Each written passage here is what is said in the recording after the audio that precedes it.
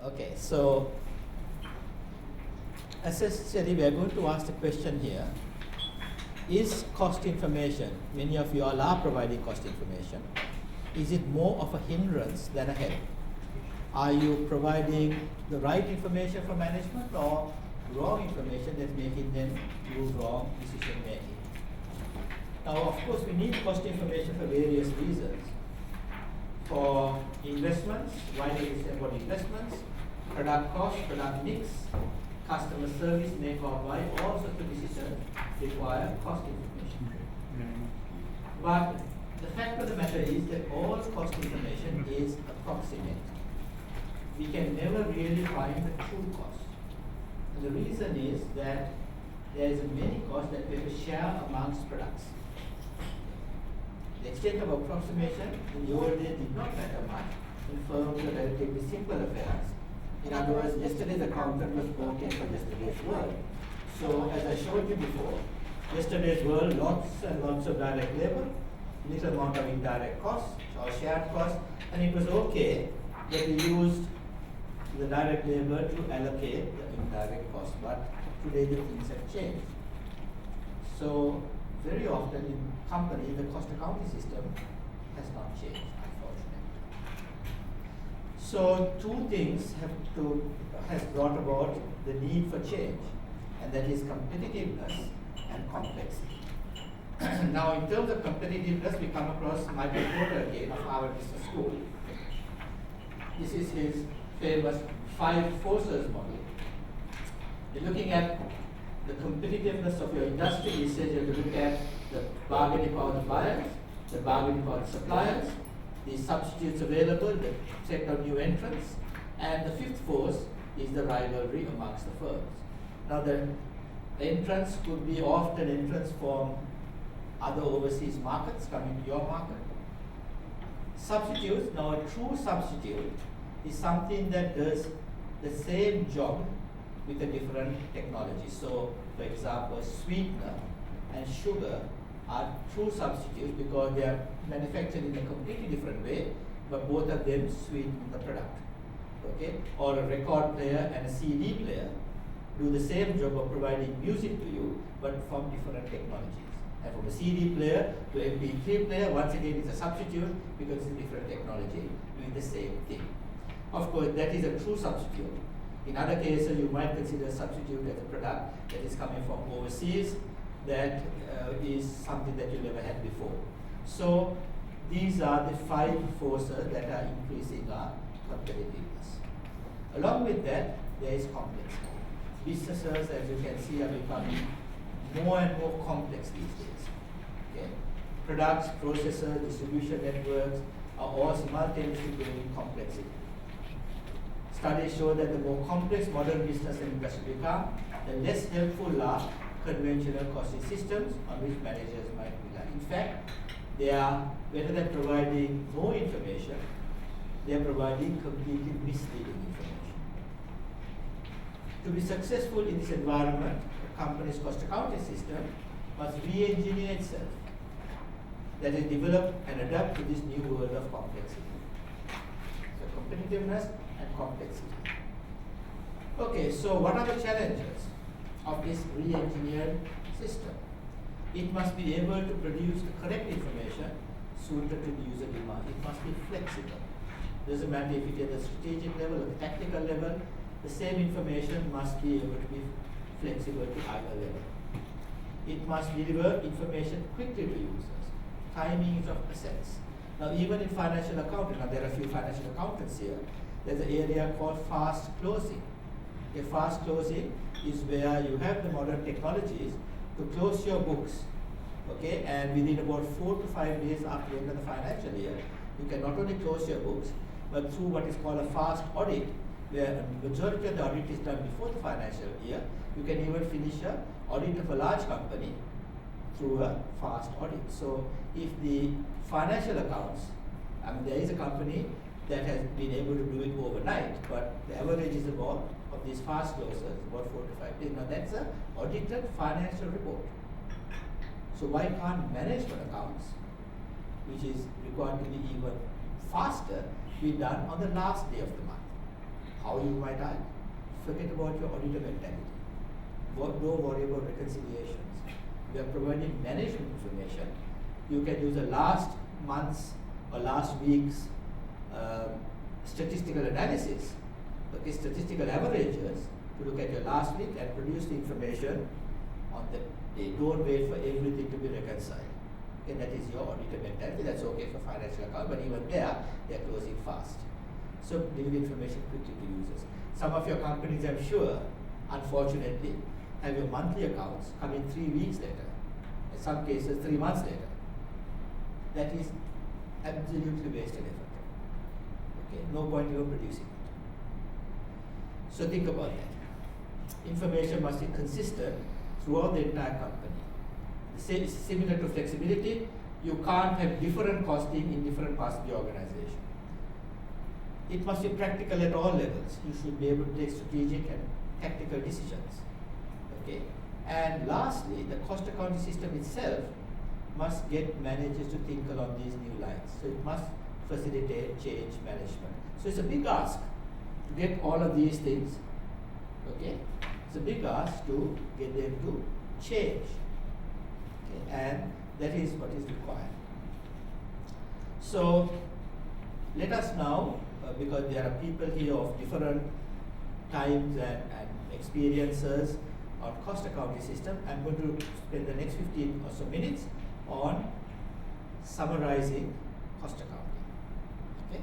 First of all, in cost accounting we have basically what we call a cost classification system.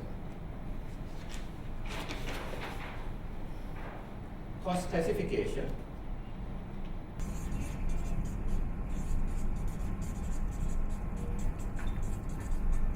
and the first classification of cost is by function. By function. So what are the main functions? These come from your financial accounts. The functions would be production, selling, admin. So here we ask the question, where were the costs incurred? Okay, where were the costs incurred? Were they incurred in production, selling, or admin? By function. The second classification is by nature of expenditure.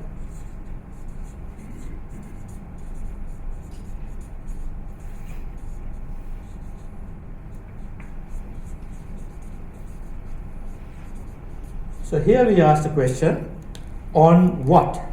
On what did we spend the money? Okay, so what do we spend the money on? We spend the money on materials, labor or human input, and everything else is called overhead. Second classification. So here is an example of the cross classification. Production materials like steel, selling materials like samples and brochures, administration material like stationery, tea and coffee. Production workers, selling workers like salesmen, administration workers like payroll salaries of clerks. Production overhead like depreciation of factory machines, selling overhead like depreciation of sales vehicles, administration overhead like depreciation of office equipment. Okay, so that's a cross classification. The next classification is by cost object.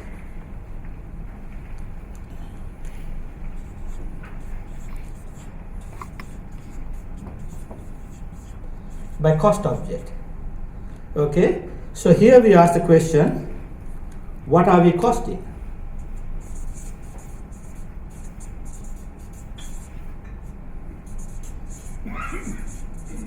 What are we costing?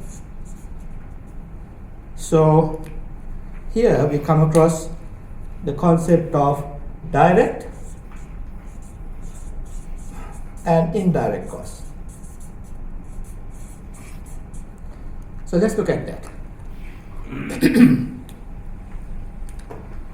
if you have, let us say, 3 products, A, B, and C, and these 3 products are very, very different in terms of materials. One is a steel product, another is a paper product, and the third is a glass product. So all the steel would be direct materials for A, all the paper for B, and all the glass for C. Right? Then you have production workers who work only on A, that will be direct labor of A. Those who work only on B, direct labor of B, only on C, direct labor of C. But there may be a factory supervisor here who is overviewing all 3 products. So let us say that the factory supervisor is paid in Australia 100,000 Australian dollars with overtime. Okay, then the question is, how do we allocate this 100,000 to the 3 products? Let us say that our volume of the products or units, let's say the units are 5,000 of A, 3,000 of B, and 2,000 of C. So how would you allocate the 100,000 to the products? Any ideas? Sorry? Proportionate to what? Okay, that's one. That is a method. So we will add the number of units. Okay, so we'll divide 100,000 by 10,000. That's $10 a unit, and we'll multiply by the number of units. What do you think of that method? Not good. Why? Time. Okay. So, easy way to say about the problem of this is that I said that there is only 2 products. Okay, there is ping pong balls, product A, and Mercedes-Benz cars, product B. So a total number would be 5,003. So which product will get all the overhead? The ping pong balls, right?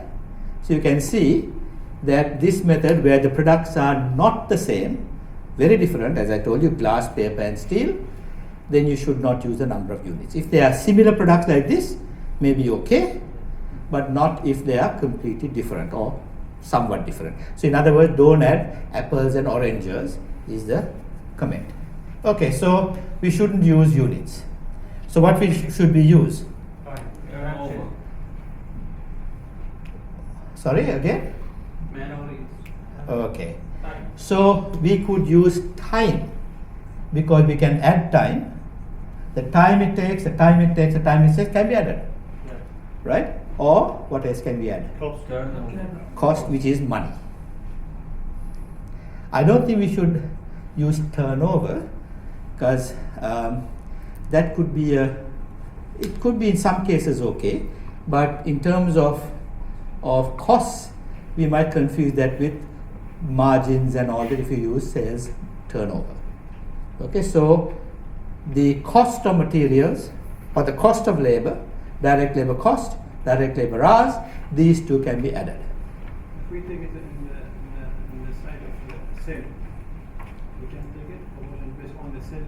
Yeah, if you take the sale, you see, we are using the cost to try to come up with the cost of sales in order to put a profit margin for sales. Yes. So there is a bit of a problem if you use sales to calculate margins on sales. Yes. You can see the problem. So better not to use sales for manufacturing. Better for you to, if you use sales, you may wish to do it for sales related costs like marketing, but not manufacturing. Okay? Anything else? Okay, so you can see that this is a situation where there was direct labor, direct costs, and indirect costs. But that is because we were costing a product. But what if our cost object is not product, but our cost object was to cost the entire factory? Okay, now is the supervisor direct or indirect if we want to calculate the cost of the factory? Indirect. Not indirect, direct. You assume that this supervisor works only in this factory. So this person is not shared with other factories.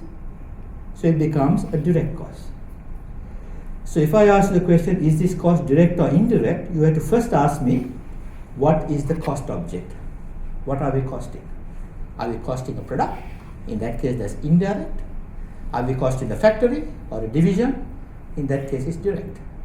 Okay, so you can't answer direct or indirect until you know the cost object. Okay, the last of the major cost classifications. Please stop me at any time if you have to ask a question. Okay, I'm assuming that if you don't ask a question, you've understood what I've said. Okay, is by cost behavior.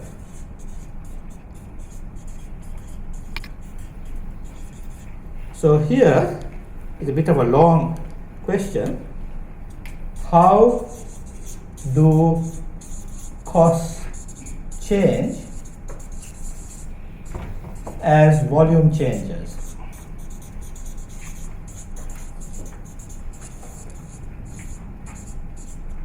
So how do costs change as volume changes? We come across the concept of fixed costs and variable costs. Vice versa. Sorry? Vice versa. I couldn't follow, sorry. I said vice versa. Variable cost will increase. Yes, correct. So how do costs change as volume changes? Fixed cost, it does not change at all Yes. in a particular year, and in variable cost it will change. Okay, so here are examples of that. So direct costs like raw materials purchased for a particular product, and indirect costs, things like workers shared, but you could have it as a fixed cost as well. Variable cost is that you need more and more workers. The fixed cost would be the depreciation of a single machine, like a special purpose machine used for a product. It's not used in any other product. That would be a variable overhead. Similarly, indirect costs over here. Fixed overhead here. So you can do a four-way classification. Production material, that is steel, that you need more and more of, that's direct to a particular product, that you need more and more variable costs as you produce more and more. A four-way classification. Now, having said that, if there is fixed and variable costs, in your own organization, I'm sure you have seen that everything is changing. This concept of fixed cost does not seem to be there. Okay? We learn about it in our university studies. We know that sort of it is something we can understand, but when we look at our costs, everything is changing and often going up rather than down. Why is that? That is because many of our costs are indirect costs. Indirect costs, mainly indirect overhead, form the largest part of product costs, and most are considered fixed overhead. However, these so-called fixed costs keep increasing rapidly with increasing complexity. So it appears that it is not volume that is changing the cost, but something else that is changing the cost. And what it is complexity. Okay. This could be said that all costs are variable in the long run. Some are variable to output volume, yes, which is this definition here. But there are others that are variable based on the complexity of your transactions. The number of setups, number of components, number of spare parts, all of that, the number of the complexity in the business. So these costs may increase even though volume doesn't increase. So this is an issue that we are going to look at now. Now before we consider this issue, let us look at how does financial accounting treat various transactions and how does cost accounting treat it. Now financial accounting basically follows this format. It takes source documents. So let's look at financial accounting. Okay. You see this that I'm going to put up over here. Okay, it takes basically, I'll put it up because I'm going to refer to this all the time. I'll copy this over here. You have a source document. A source document is anything on which a transaction is recorded. So invoices, goods received notes, payment vouchers, bank statements, sales orders, purchase orders, these are all examples of source documents. So let us say that we are using a payment voucher for the payment of rent. Okay, so there will be 12 of these if you're paying rent on a monthly basis. So what do financial accountants do? They will record this in the rent account. So they will record 12 transactions like this. Okay, so this is your natural account or your chart of accounts. And there are 4 types of natural accounts. There is revenue accounts, expense accounts, asset accounts, liability accounts, and equity accounts. That's it. 4 types of main accounts. So this is an example of an expense account.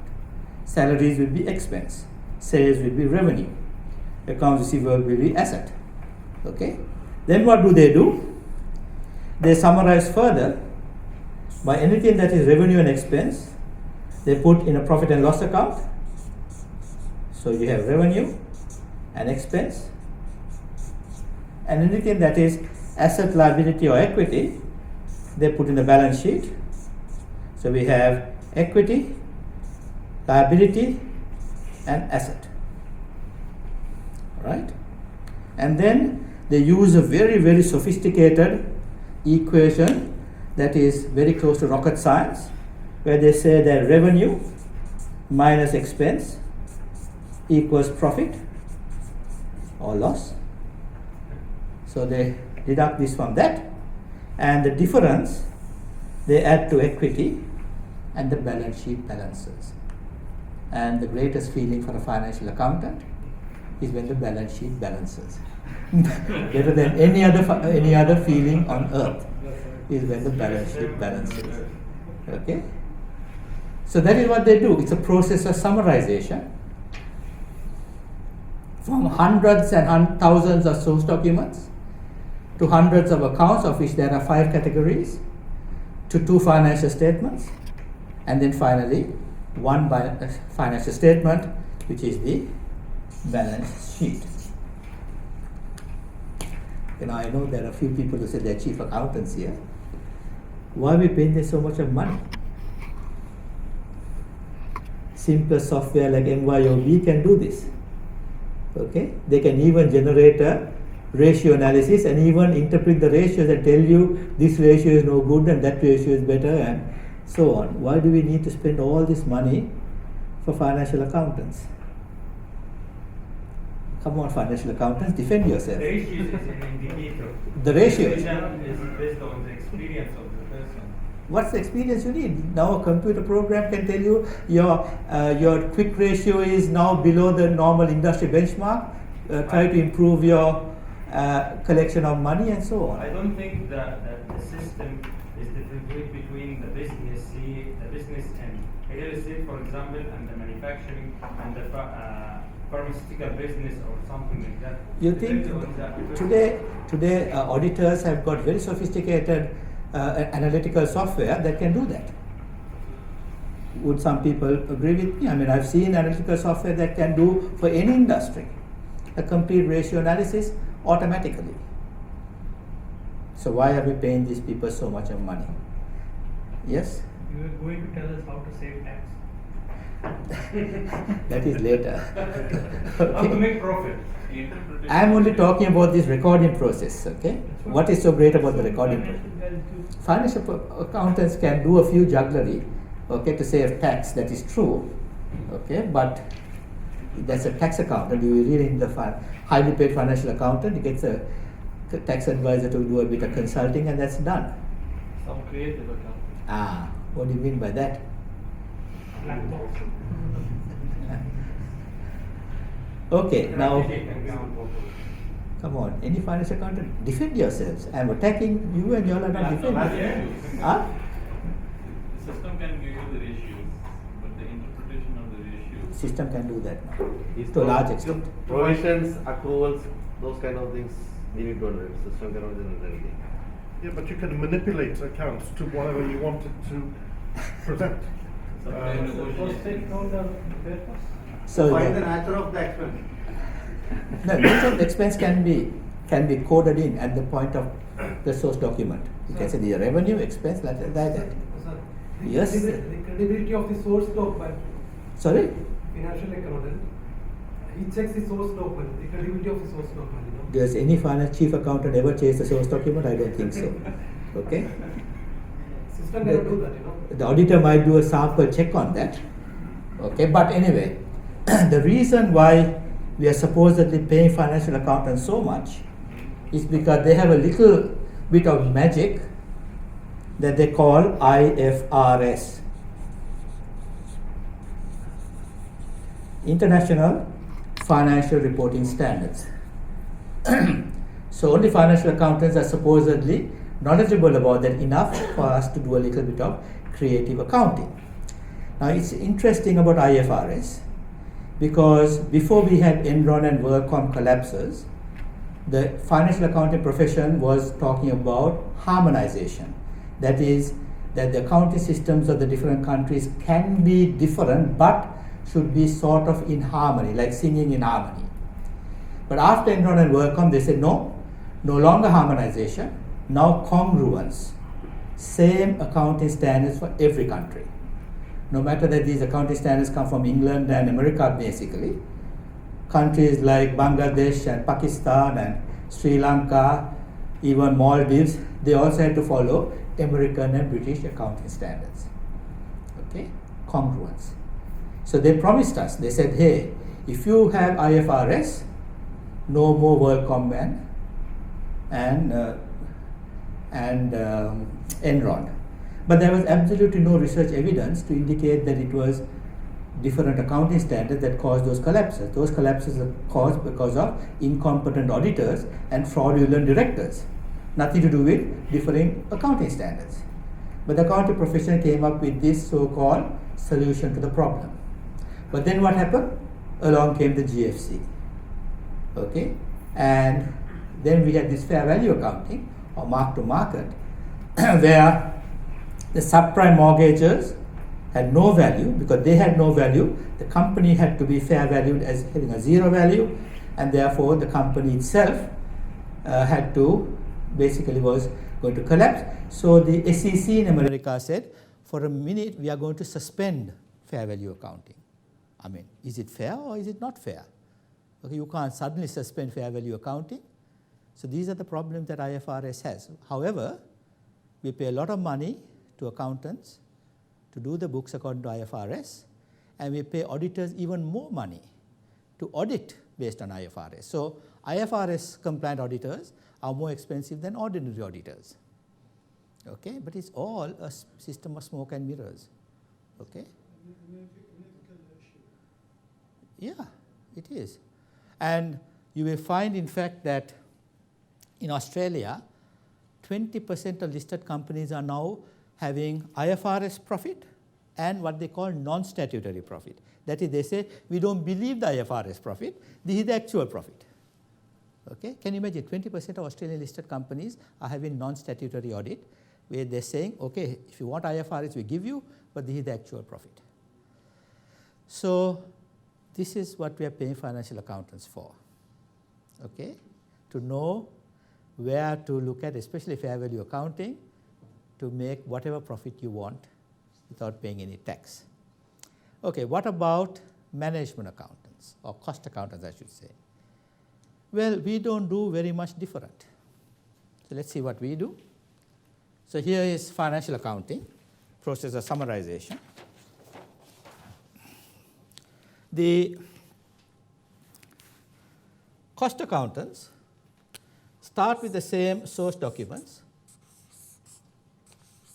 Let us say for rent, and they put into the rent account. So that is the same as the financial accountants. So we have the source documents and the natural accounts.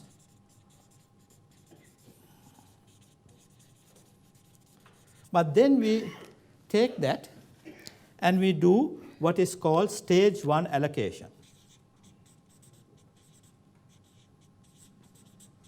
Stage 1 allocation is by function. So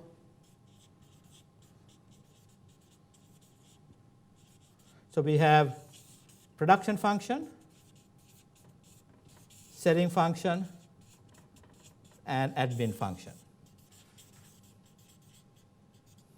So we take this rent amount and we split it between the functions. Now how do we do that? Can you give a method of allocation to take the total rent and allocate it amongst the 3 functions? Exactly. Everyone will agree on this. We are paying rent by space. So we take the space that these occupy and we allocate the cost. If this is salaries, where do the people work? If it is electricity, we can put meters and find the electricity components over here. Okay? It is very objective. Everyone will agree. But it is in the second stage allocation. So stage 1 is okay. Stage 2 is the problem. So stage 2, we have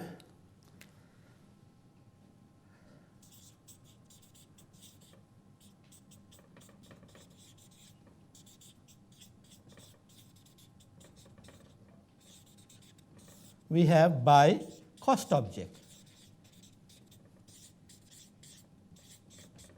So we have now 3 products, let us say A, B, and C. So now what we do is we take the production cost and we allocate it to the products. And what do we use? As I told you, time or money. So we will use something like direct labor hours to do the allocation. If you want selling to also be allocated, you can use maybe percentage revenue. If you want administration, then you will allocate often equally between the 3 products. But mainly, it is the production costs that are allocated based on some sort of measure, which is direct labor hours or direct labor cost or material cost or machine hours or something like that. So you can see that the moment you do that, you can have a problem because our direct labor has reduced. Our direct labor has now come down here, and we are allocating all these indirect costs using some sort of volume measure, when a lot of the costs may not be related to volume, but related to complexity. So let me give you an example. Okay. Let us say that this pen is your standard product. You make this in large volumes, you know how to make it, very little wastage of materials, no reworking, nothing. This is your main product. Now you introduce your specialty product, the red pen. Now all the managers are working on how to fix the problems here. This is like your B product that we introduced. So a lot of wastage of time, effort, you're still learning about this. But because this has the high volume, all the costs here, the indirect costs, is allocated here. Higher the volume, higher the allocation. So suddenly this looks very expensive. Okay? This looks like a real winner, low cost. This is high cost. So we might even think this is so expensive, it's making a loss. So we might outsource this or stop production. Now this, when I say blue pen and red pen, it won't happen because we can understand, but when you have hundreds of products, complex organizations, easily you can get this sort of wrong allocation. So this is what you're going to look at. How do we change the costing system so that we can get the allocations right? rather than using only volume. Okay, so the traditional allocation methods, allocation of indirect costs is done using some output-related volume measure, like direct labor hours, direct labor costs, machine hours, etc. And there is this two-stage allocation system, the two-stage allocation system.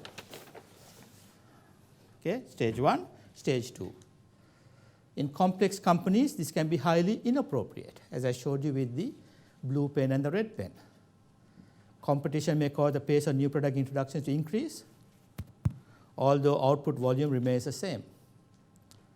Cost increases are due to additional R&D, management time demands, setups, and other transactions in R&D, production, and marketing. Now, traditionally, all of these costs will be grouped as indirect overhead and allocated based on some output volume, which is time-related or money-related. So we really need to change the costing system because it's going to produce wrong information. So once again, what are the functions of a costing system? There is cost estimation. Cost estimation is pre-costing, which is done before we have the actual transactions, which is the budgeting stage. There is cost compilation, which is your actual results, compiling the costs. And there is cost control, which includes the objectives, the results, and the variance analysis, performance evaluation. So for all of these, we need good costing. All three areas require costing system to deal with indirect overhead, and it is in this area that most problems arise. Okay, so why have we allowed ourselves to be guided by faulty cost information for so long? It didn't matter earlier. In the 1930s, when these cost accounting systems started, accounting and control systems focused only on two things: cost of sales and inventory valuation. That's all. They were not involved in pricing, product costing, and all of that. When it came to the 50s and 60s, it didn't matter if you had wrong costs, because after the World War had been over, all the soldiers came home and demand just took off. Okay? Lots of companies that were making things for the Second World War started making consumer products like Mercedes-Benz and BMWs and Toyotas and so on. And companies and society in general experienced solid growth and good general conditions. Costing regarded boring and trivial. It was only once we had the competition and complexity coming in the 70s and 80s that we started looking at costing systems and finding that they were producing irrelevant information. And a famous book in the 1980s was by Robert Kaplan, okay? Kaplan and Johnson and Kaplan, called Relevance Lost: The Rise and Fall of Management Accounting. So what we have been doing since then, in the 1990s and 2000s, is that more and more companies are re-engineering their costing systems in order to obtain relevant, decision-oriented information. So that's the evolution.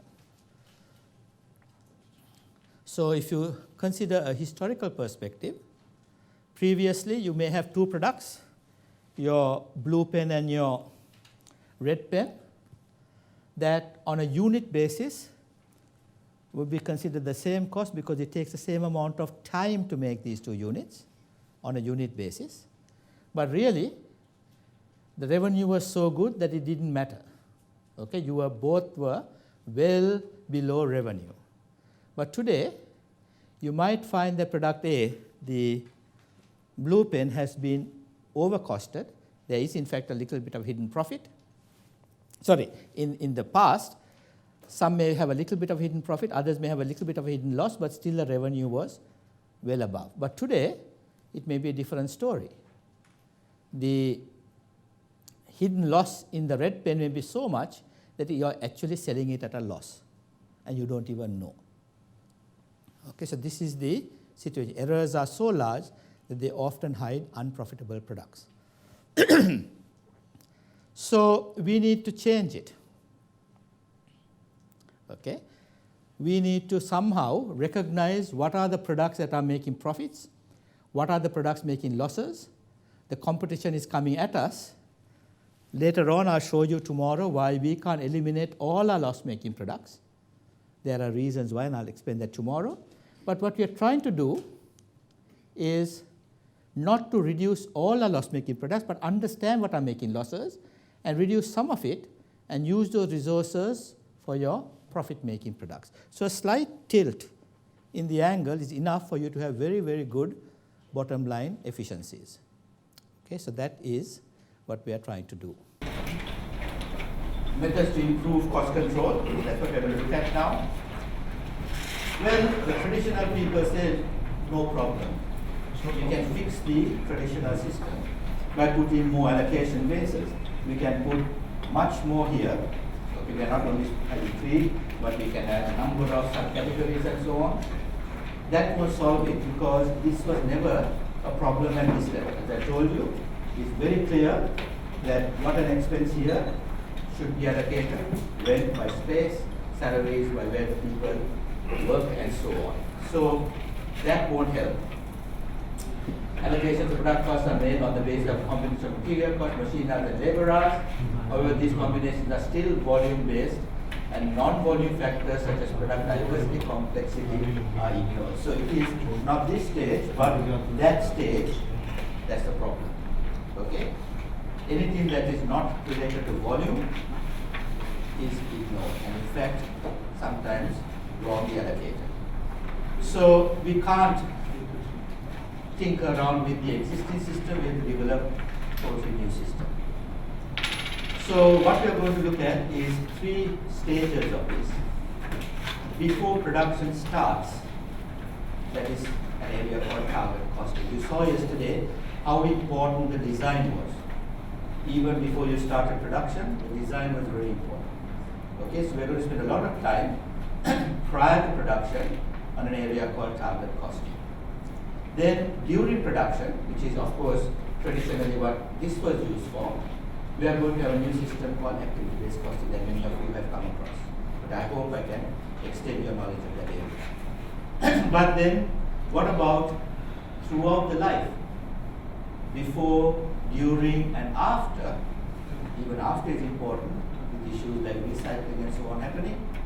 So throughout the product's life, we are going to look at life cycle costing. So activity-based costing really is an annual thing that we are going to do. But the life cycle costing is throughout the product's life. Okay, so let's start with life cycle costing. But before that, we are going to look at this whole area of strategic management accounting now. That really has 3 things that we are going to look at. Scorekeeping. Are we doing well or badly? That is the actual results here in the control framework. Attention directing. Which problem do we need to look into? So for example, the case of the clean shaven case, okay, we were told, okay, let's look into this problem of quality that is being perceived in the marketplace as not good enough because competition, so the numbers will direct our attention to specific areas, and also we are going to use this area of streamlining of accounting to solve problems of the several ways of doing the job which is the best. So this is the area of looking at various alternatives. Okay, so you can see that these areas of the control framework is the new area which we call strategic management accounting these days. So let's now look at life cycle costing. Okay. Most investments have a life of several years. Traditional accounting only focuses on cost during the production phase, that is often on an annual basis, to get product cost on an annual basis. However, a large portion of the costs are in fact committed during the design or decision phase, even before production starts. So every single additional component the engineer puts into this product is a cost that is built in for the rest of its life. If in some way we can do without that component but still maintain the same level of quality, you save that cost for the rest of this product's life. So the design phase, even before production starts, you can see there are costs that are committed to for the entire life that we could hopefully avoid if you do the design better. Whole life cost or life cycle cost is called LCC, refers to the total cost of ownership of the life of the asset. Also commonly referred to as cradle to grave or womb to tomb cost. Okay, so the whole life. Costs considered include not only the financial cost, but also the environmental and social cost, which is more difficult to quantify and assign numerical values. So what happens to something after its life is over? Hewlett Packard printers, big issue. How do you recycle them? How do you get rid of them? Are you just going to go and fill landfills? Okay? So these are the issues that we have to think about even after the product has stopped being a useful commodity. Okay, so typical areas of expenditure are included in calculating whole of life costs include planning. I give you some examples: design, construction or acquisition costs, operations, maintenance, and I'm going to talk a little bit about the Ansett example, opportunity cost due to breakdown, renewal or rehabilitation, depreciation, marketing, and the cost of finance, replacement or disposal. So let's look at first the Ansett example of maintenance. Now Ansett Airlines was Australian airline, the second biggest airline in Australia. It was operating in Australia for over 100 years. Okay, and people think it was Qantas, but no, it was Ansett that was the official sponsor of the Sydney Olympics in 2000. In 2001, actually one day after September 11, September 12, Ansett basically went broke. The government said, no, we are going to prop it up. It flew for a few months, but the share price was frozen, but then it finally collapsed. So everyone blamed bad management on Ansett's collapse. But Ansett's collapse actually started years before, okay? Because Ansett, whenever it wanted to purchase an aircraft, sent out tenders and chose the lowest tender at that particular time. So Ansett's fleet of aircraft was the largest fleet of different aircraft.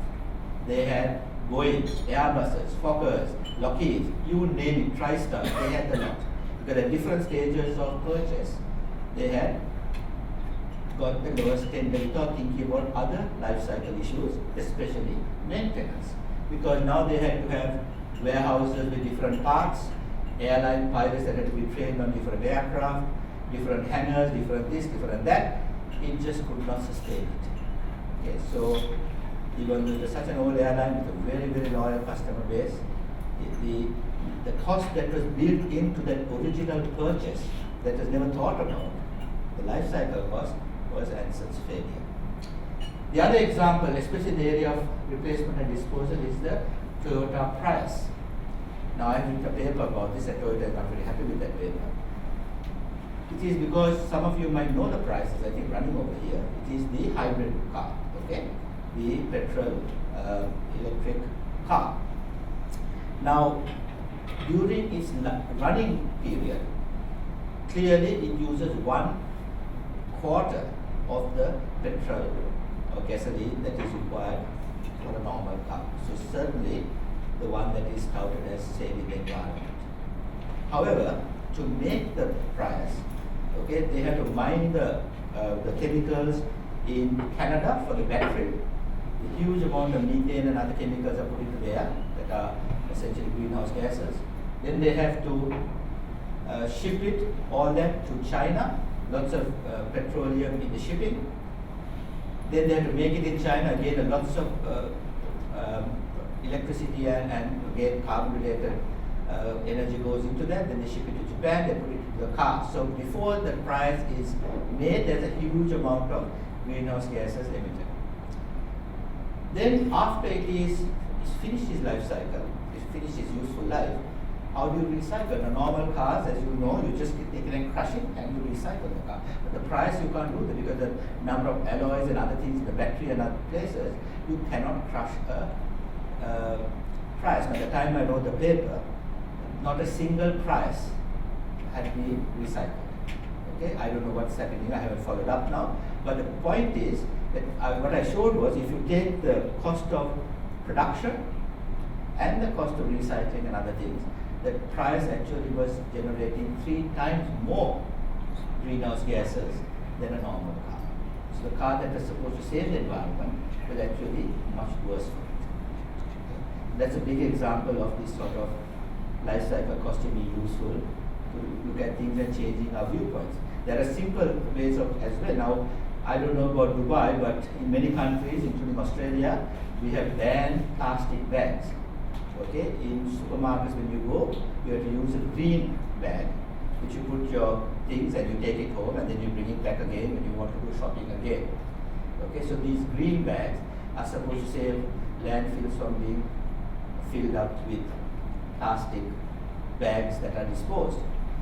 However, what people don't know is that these green bags are actually made out of plastic, out of old Coca-Cola plastic bottles that are recycled into these plastic bags.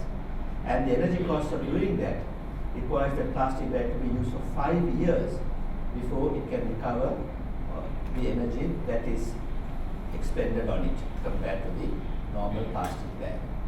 Okay. Now I don't know about you all if you are using this, but I certainly do not.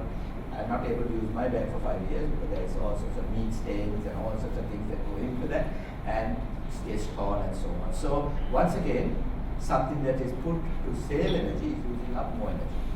So this is where cost accountants can come into great use by talking about the whole of life rather than simply the cost unit production.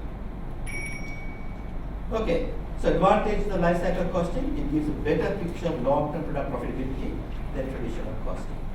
It quantifies the cost impact of alternatives, shows it in the design phase, and assigns technology costs to the individual products.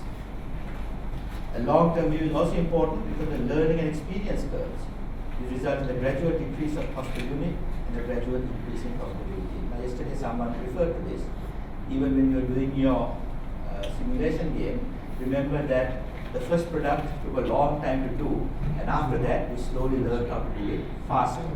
And also, you saw that the moment you introduce product B, okay, if everyone is doing nicely with A and suddenly B came, things got disrupted. Okay, this is complexity. Okay, the disruption when now you have to do a little bit more, the management has to do a little bit more. So all of these things come into this learning and experience curves, and you came across that yesterday. Okay, so that is an overview of life cycle costing, looking at the entire life. What about before? A part of life cycle costing, of course, is before we introduce the product. So this is called target costing, the pre-launch phase of the life cycle costing. Now, normally the final product price is always very difficult to forecast before the development stage, since the development and manufacturing costs are normally difficult to predict with any accuracy. Thus, the product's price is established after the finalization of the development. Often this results in products that are considered too expensive for a successful market launch. So, for example, let us take this.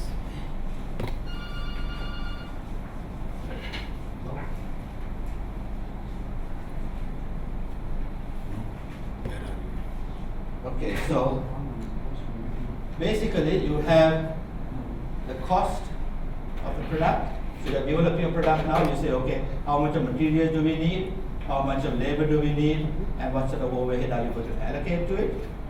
Once you get the cost, you add on a percentage profit margin, and then that will be the selling price. Okay, so unfortunately, because you're not keeping these costs under control, the selling price may be too expensive for a successful market launch. Now this happened many years ago, this is at least 15 or 20 years ago, in one of the Scandinavian countries, I think it was Denmark or Sweden, where the country in a particular area had a problem with mice, the little fellows who run around. Okay, so the way to catch mice is to have a mouse trap, where you put a piece of cheese, you have a spring-loaded thing, and when they eat the cheese, the spring comes and hits the mouse, and the mouse is killed. Now those people in Sweden said, you know, that's a very inhumane way of killing mice. So can we get rid of our mice, but with a more humane mousetrap? So the engineers started developing one. you can go and check on Google and see that what I'm saying is correct. They developed a mousetrap that had a few gases that smelled like cheese, and the mouse sort of went in. There were mirrors there to disorient the mouse and make him confused. There a little bit more gas to make him unconscious, and then when he's unconscious, the trap door opens and he falls into water and he drowns, but he doesn't realize he's drowning because he's unconscious. Okay? So it was a humane mousetrap. But the problem was, when you took the cost of all this and included the profit margin, it was, now this is about, pretty long time ago, 15 years ago, it was about $500 then. So people said, look, we want to kill mice humanely, but not for $500. Okay? So that was a product failure. Okay, because they simply didn't control the cost. So target costing takes the same equation, but they actually do it a different way, and it looks the same equation, but it's quite different. They say, okay, what is the selling price that you can charge for this product? How much are they willing to pay for this human mousetrap, for example? Then take away our percentage profit margin, and we must try to make it for this cost. So you can see the cost is what the engineers have to do it for, rather than come up with a product and then price it. So the equation mathematically is the same, but quite different. This is a cost control exercise. So target costing reverses the process. Instead of pricing the product after its development, the objective is to set the price required to capture the market. The product is then designed within a cost structure that will provide a satisfactory profit margin. Now the price can then be based on the market rather than estimate the production cost.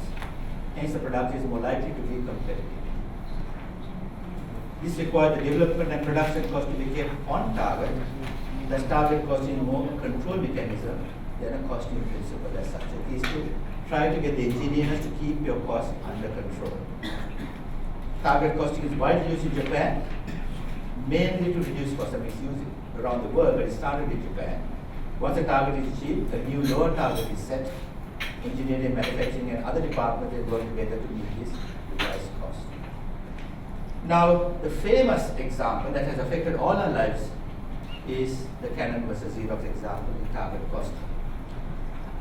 When Canon set out to challenge Xerox in a personal copy of business, it set its engineers a target price of $1,000 for a home copy. Now, you today might think, my God, $1,000 for a personal photocopier at home? Okay, these are the printers with the photocopy. That was a lot of money. But at that time, when Canon set to do it, the least expensive copier that was sold to businesses cost several $1,000s. Now we don't even realize how costs have reduced, but the reduction is due to what Canon did. Try to reduce the cost of existing models would not have given Canon the radical price performance improvement it needed. So taking away the different trays, using a cheaper plastic, okay, not having various things, still would not have given Canon that price, that reduction it required. So what did he do? He said Canon engineers were challenged to reinvent the copier. A challenge they made by substituting a disposable cartridge for the complex image transfer mechanisms using other copiers. Today, our disposable cartridge is a totally different technology. Remember I talked about substitutes, okay, that the MP3 is a different technology to a DVD, these sorts of things Canon did with the photocopier. So today we are getting the benefit of that, okay, because of the target costing exercise. So how do you do this? You will see that actually the accounting part of it is very simple. We don't have to do the work. Our calculations are very simple. The work has to be done by the engineers. Okay. So first of all, the marketing guys will obtain acceptable selling price. For market research or from a specific customer order. Based on the sales price, compute acceptable profit margin on sales. This is called ROS or return on sales. Compute the allowable cost by deducting the profit margin for the selling price. So now if this allowable cost, it can be done for that, no problem at all. So what you do is you find out what the current product is going to cost. This is called a drifting cost, which is your materials and your conversion costs. The term drifting indicates that it's expected that the costs are going to drift downwards, okay, with suitable value engineering activities undertaken for cost reduction purposes. So calculate the reduction target. So your current cost or drifting cost minus what you should be making it for is your reduction target. How much value engineering has to reduce the cost?